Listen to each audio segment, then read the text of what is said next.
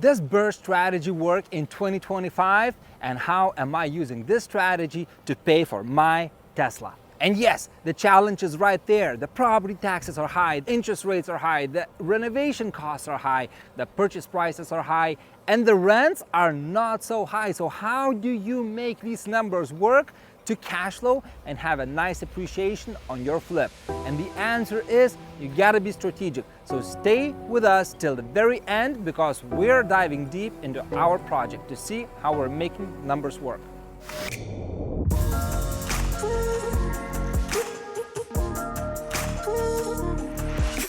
My name is Lukas Vanagaitis. I am a licensed real estate agent and local developer here in St. Pete, Florida, and I am on a mission to take abandoned and vacant houses and flip them over for nice, remodeled, affordable luxury houses for the first-time home buyers. In this channel, I am documenting my journey and I want you to be a part of it.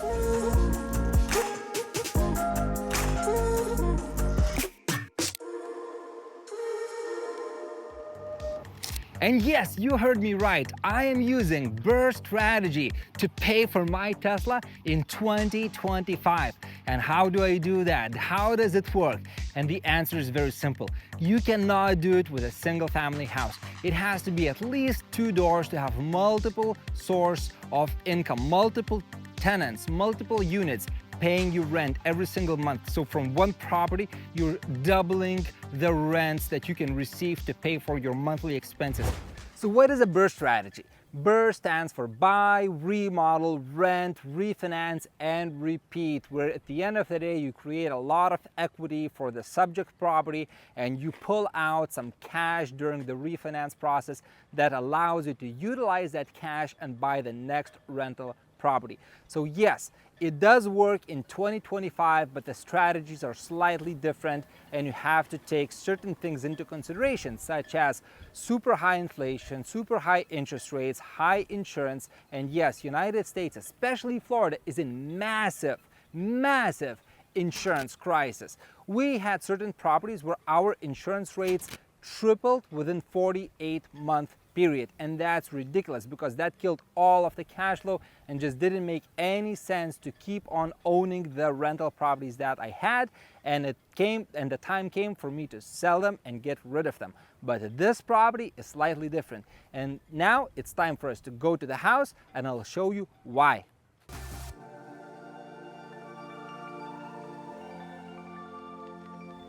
So I bought the house for $160,000, which was a very strategic purchase because I know it's in the community real development area and it's right on the edge, and the next area is Gulfport, where any house just like that is plus $200,000 easy.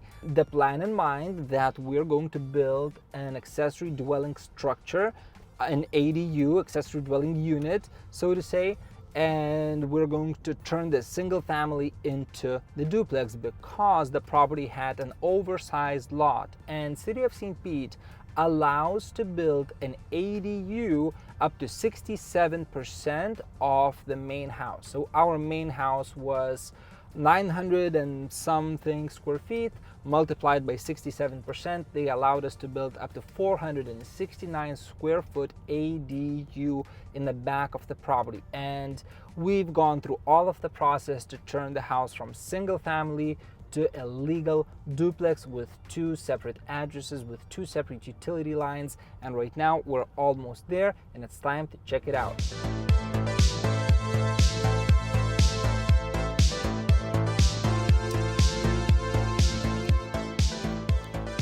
And wow guys, as soon as we pull in, it just puts smiles on my face because I see this nice job that the teams did. It's all white California off-white color scheme with the oversized front light fixture and a lot of plants, very nice 24-inch modern looking pavers, and it just makes this house curb appeal so nice. And most importantly, there's a nice ADU in the back that I want to show it to you. Come on guys.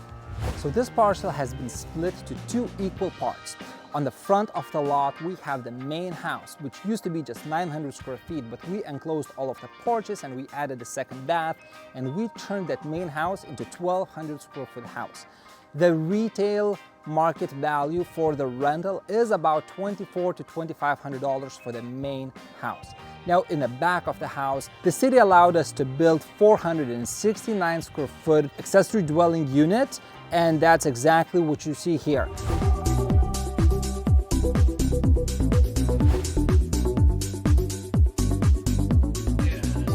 The ADU turned out amazing. I absolutely love the tall ceilings and high-end finishes all throughout, and the rental market value for this unit is $1,800. So between both units, we generate significant amount of cash, and our investment, considering that we have two structures in this house, it's a legal duplex. It has two separate addresses, two separate utility lines, everything is separate, so it's a legal duplex. So considering that, our investment is not that high. We paid $165,000 for this house. We spent $70,000 remodeling the main house, and we spent another $120,000 building an accessory dwelling unit. So our total investment is right around $350,000, $360,000 plus the interest that we spent on the house. But yes, money has the cost and it's inevitable. So this property appraised for $480,000, and the lender is going to lend 75% loan to value, meaning that we get our money back that we used for the down payment and the beginning of the construction for this location, because we're getting all of our initial investment back for this house. Not to mention that this location will cash flow at least $1,000 a month, which I'm going to use to pay for my Tesla Model X. And this is how we do it in 2025. This is our strategy for BRRRR method. We force appreciated the asset by doing multiple things. First, we built multiple duplexes in the area. I actually sold two duplexes. One is literally across the street, and the other is a few blocks further away, but they're both within 1 mile radius. So I created two duplexes that became initially our homes that this house is being compared to when appraisal did their market analysis. So this house appraised at $480,000, and I'm refinancing at 75% LTV, which stands for loan to value. That is enough money for me to get my initial investment back, plus to refinance the existing mortgage, leaving myself not only with significant amount of equity, I will also be able to cash flow over $1,000 from this house, which I'm going to use to pay for my Tesla Model X. And just like that, we do the BRRRR strategy in 2025. So not only we force appreciate the asset by flipping several similar homes nearby, we also built an ADU in the back. So for BRRRR strategy to work, you have to be a little bit more creative, because if you just do the single family house and just improve the value slightly, it's just not gonna cut it in 2025. We built an entire new construction home. We're also strategically holding this asset for several years, because right there across the street we have two $800,000 homes coming up, and we're gonna wait for the neighborhood to go up in value when these homes are sold at a record high price, and that's when we're going to list our house. And we don't want to wait for more than 3 to 5 years to get rid of this asset, because in 3 to 5 years we're going to see the significant appreciation, in my opinion, just because I see what's happening within the area. And we also are not going to lose on depreciation on the wear and tear, which is a real thing. In 3 to 4 years, the property will still have a fairly new all major items. So our air conditioning will not need to be replaced. We can just service, we can just do paint touch-ups. It's not going to show the wear and tear on the floors, in the bathrooms. It's still probably going to be trendy. We're just going to have to repaint probably and just do small touch-ups and still sell at the top of the market as fully remodeled house. And if we sell in 3 years, we also don't have to pay the prepayment penalty, because all of the, not all, but most of the loans, when you refinance, they have the 3-year prepayment penalty to make sure that if you sell this right away, the bank still makes the money. So you're not the only one making the money.